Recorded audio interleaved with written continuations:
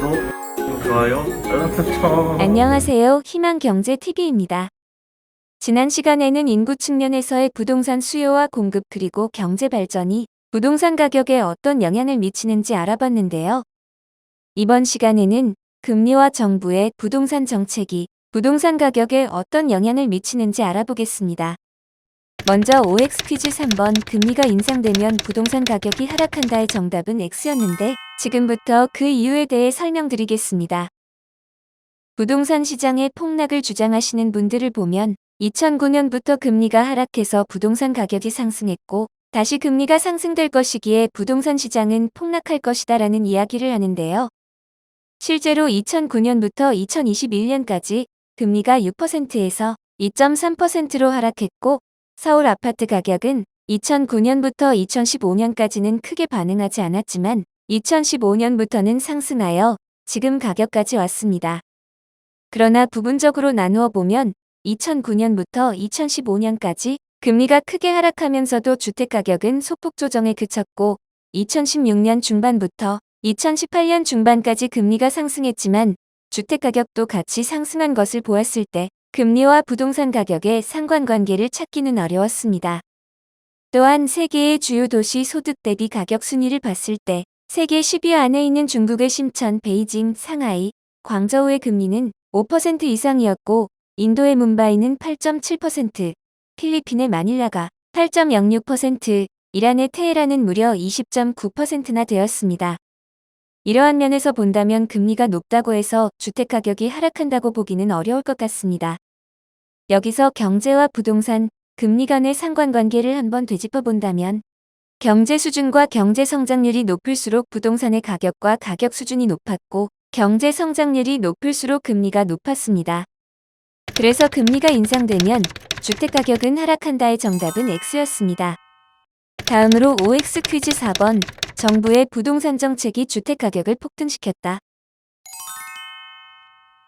정부에서는 서울의 아파트 가격이 상승함에 따라 8, 2부동산 대책, 9, 13 대책, 12, 16 대책, 6, 13 대책 등 총 25번의 부동산 정책을 발표하였습니다. 공급 측면에서도 2017년 8월, 005년간 총 85만 호, 2018년 8월 수도권 30만 호, 2019년 5월 3차 발표지구 28곳 입지 확정, 20년과 21년에는 공공재개발과 도심 공공주택 복합사업 등의 공급 대책을 발표하였는데요.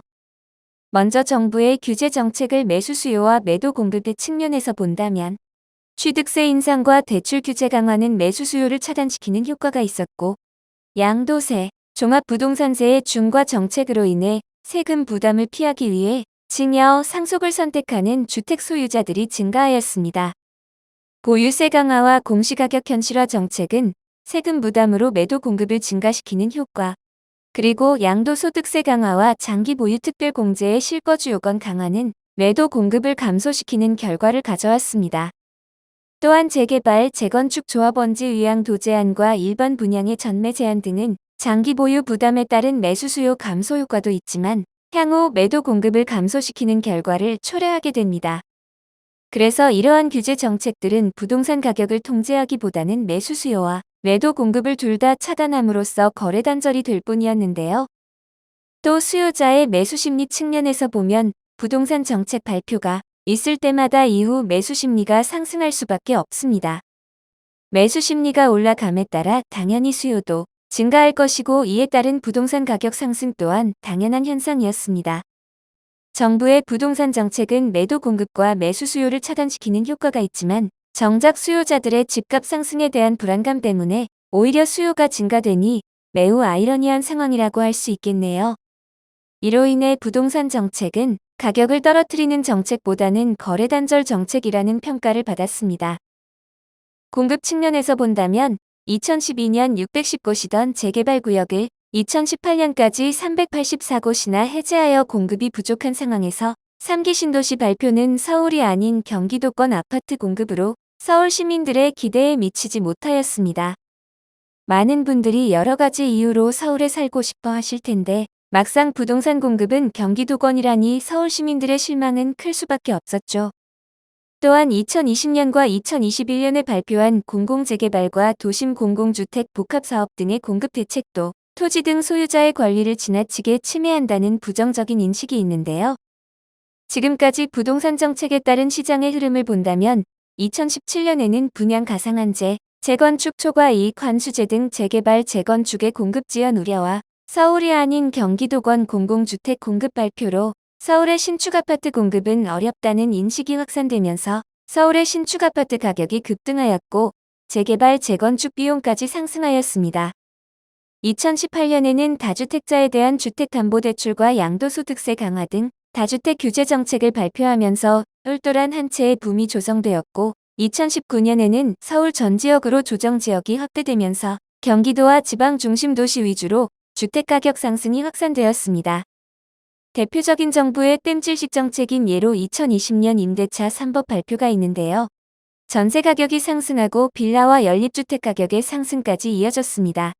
하지만 아무리 주택 가격이 상승해도 서울에 살고 싶다 라는 생각이 들 수밖에 없을 것 같습니다. 결과적으로 부동산 정책이 가격을 통제하는 데는 실패했지만 그렇다고 상승시켰다고 말하기는 어렵겠네요.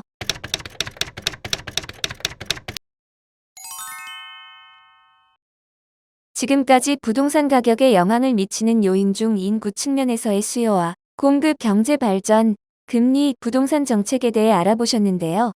다음 시간에는 마지막으로 유동성, 즉 인플레이션이 부동산 가격에 미치는 영향에 대해 설명드리겠습니다. 구독, 좋아요, 알람 설정.